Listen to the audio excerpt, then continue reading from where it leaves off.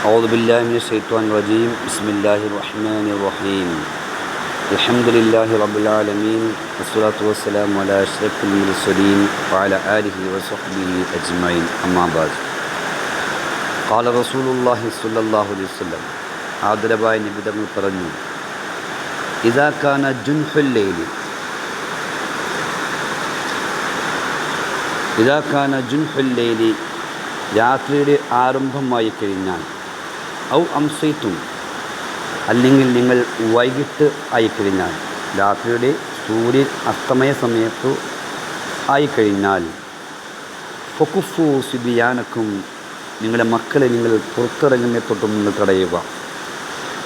കാരണം ഫൈന ഷെയ്ത്താൻ തൻതശിറുഹീനൈദിൻ ഈ സമയത്ത് ഇങ്ങനെ പറന്നു നടക്കുന്നതാണ്, വ്യാപിക്കുന്നതാണ് ഭൂമി മൊത്തം.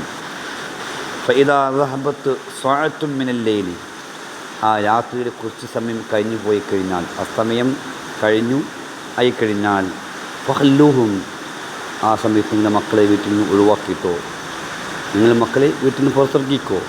കാരണം വാവലിക്കുൽ അബുവാവ് നിങ്ങൾ വാതിലൊക്കെ നിങ്ങൾ അടച്ചുകൊള്ളൂ എന്ന് നബി ഞങ്ങൾ പറഞ്ഞിരിക്കുകയാണ്. വൈകിട്ടായി കഴിഞ്ഞാൽ സൂര്യൻ അസ്തമയമായി കഴിഞ്ഞാൽ ചില ഇഴജന്തുക്കളൊക്കെ അത് തൻ്റെ കൂട്ടിലേക്ക് അഭയം പ്രാപിക്കുന്നത് രാത്രി സമയത്തോടു കൂടെയാണ്, അസ്തമയ സമയത്തോടു കൂടെയാണ്.